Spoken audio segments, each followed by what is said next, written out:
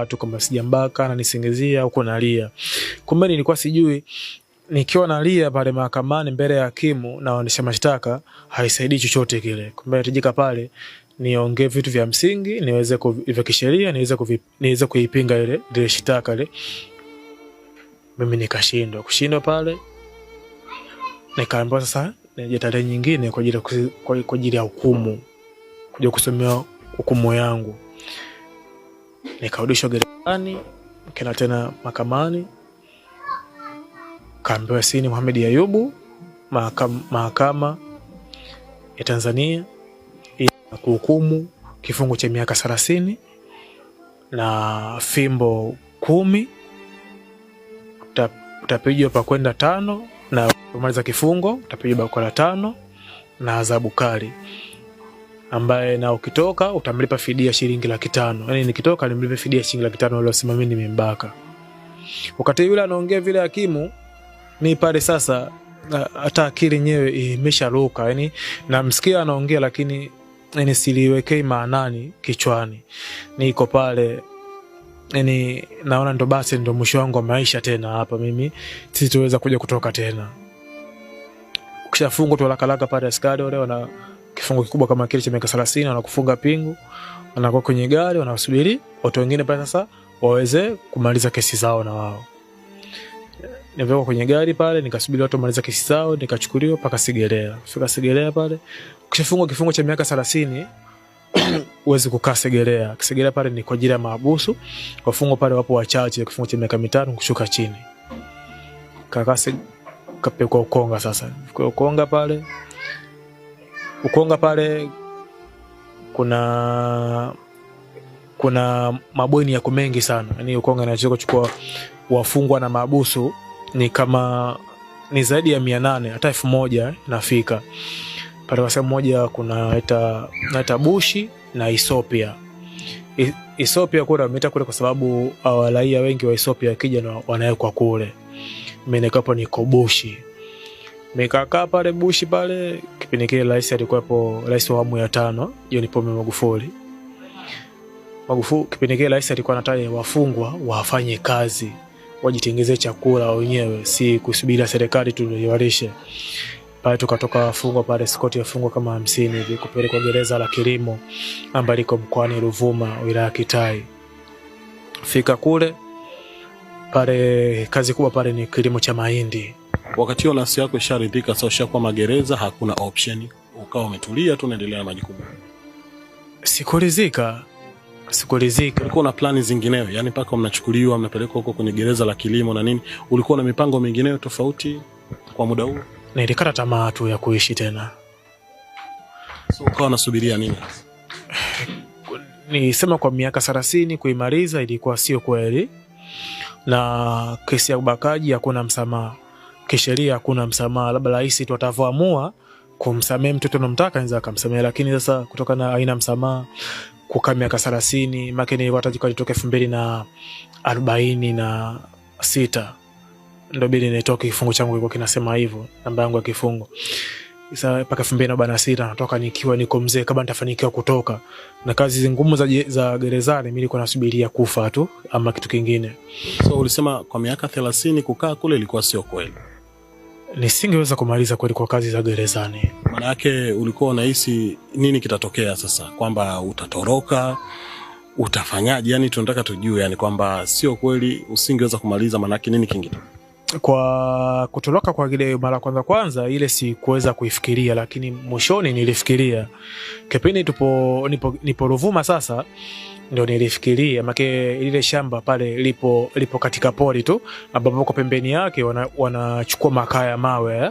Tuendelee pale tulipoishia kwamba mkatoka mkaenda Ruvuma sasa. Tukatoka sasa tukaenda Ruvuma. Pale kazi kubwa pale ni kilimo cha mahindi. Nalima pale mwaka wa kwanza, mwaka wa pili nalima pale. Sasa nikana piga hesabu pale. Hivi ni kweli mimi sitokuja tena kumwona mamangu kweli? Kuna tena kuna ndugu zangu tena mimi? Nikawa najiuliza maswali mengi lakini nilikuwa siwezi kupata jibu lolote lile.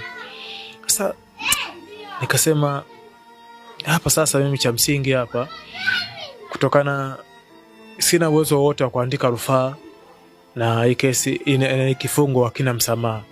Sasa nikaona angalia lile poli lile, hapa nikikimbia hapa nitaenda kutokea wapi? Iko kitu nilikuwa naifikiria, hapa nikikimbia tena kutokea wapi?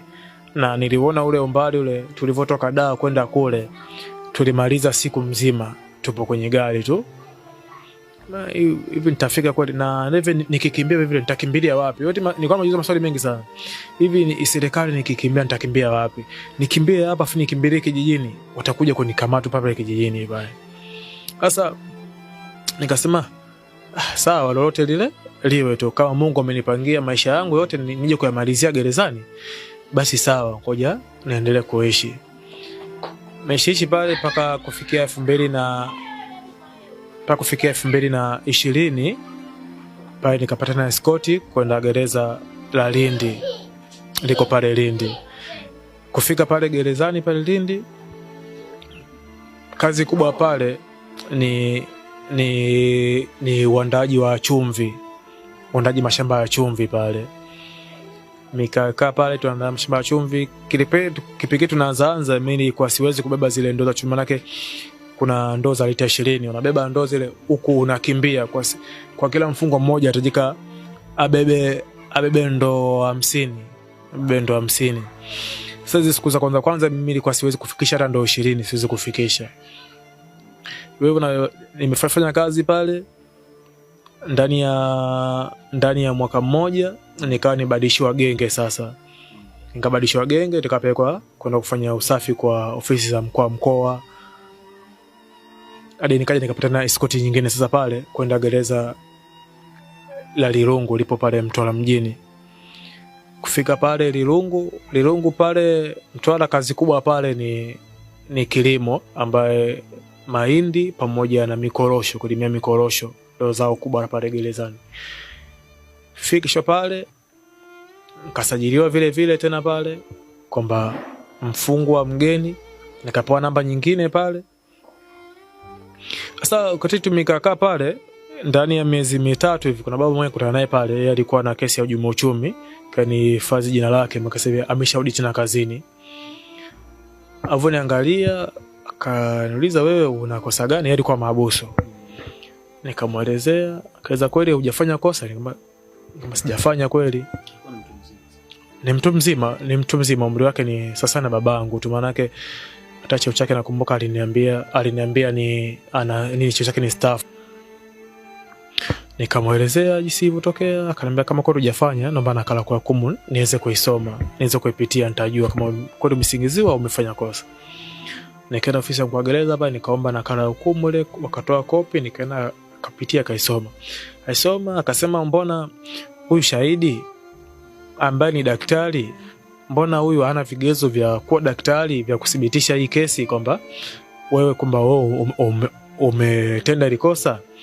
Huyu anasema ni daktari, kasema chuo daktari Mkomaindo ni chuo ambacho kinachotoa wauguzi, ni kiko huku Masasi, ni kule Mtwara kule ipo wilani Masasi. Kamba na hii kesi haikutajika sasa aweze kudhibitisha mtu ambaye yupo kituo cha afya, ni zahanati. Hii inatajika thibitishe mtu ni daktari ambaye ni hospitali ya serikali, ni ya wilaya. Sasa akantajia majina hospitali kama hivyo, hospitali ya Rufaa Temeke, Muhimbili, Mwananyamala, ndo akanielekeza sasa. Kaambia na vile huyu yeye kampokea tarehe 27, alafu huyu anasema amebaki tarehe 25. Sasa mbona amekaa siku 2 hapa? Hapo kulikuwa na kitu gani hapa mpaka asinde hospitali kilikuwa kinaendelea? Akasema nitakuandikia rufaa. Naamini kabisa sababu hizi nitazozipinga hizi, kwa utaachiwa. Ya kwanza nampinga huyu sio daktari, cha kwanza, na cha pili huyu hajabakwa. Angebakwa hospitali lazima angeenda siku hiyo, angeenda hospitali, asingelala siku 2 mzima na aende hospitali, na sio mtoto mdogo kusema labda atamkuta na michoboko. Huyu ni mtu mzima. Sasa mimi nisaidie. Akanambia na kitu kingine ambacho wewe kisha kukufungisha wewe, yani kesi ni kama mahakamani labda haikutumika rushwa, kitu kile kikufungisha wewe ni pale ambao muulize maswali huko anakataa kwamba huna maswali. Basi nisaidie. Akaniandikia rufaa pale. rufaa ikatumwa Mahakama Kuu huko Dar es Salaam. Kutuma rufaa Mahakama Kuu, tumekaa mpaka kufikia 2023. Mimi sasa nishakata tamaa kwamba nitakuja kutoka kweli. Yule mzee yule sasa yeye akawa anahudhuria tu kesi yake. Nikasema sasa kutoka 2016 nafungwa mpaka hii leo hii 2023 nitakuja kutoka kweli mimi? Nikakata tamaa kabisa kama nitakuja kutoka. Kuna siku moja ilikuwa siku ya weekend ya Jumamosi, wafunga mabusu watoke nje, wapo tu mle ndani. Kuna uwanja wa mpira pale Ilungu pale, na kuna 40 mipano pale kwa ajili ya kivuli.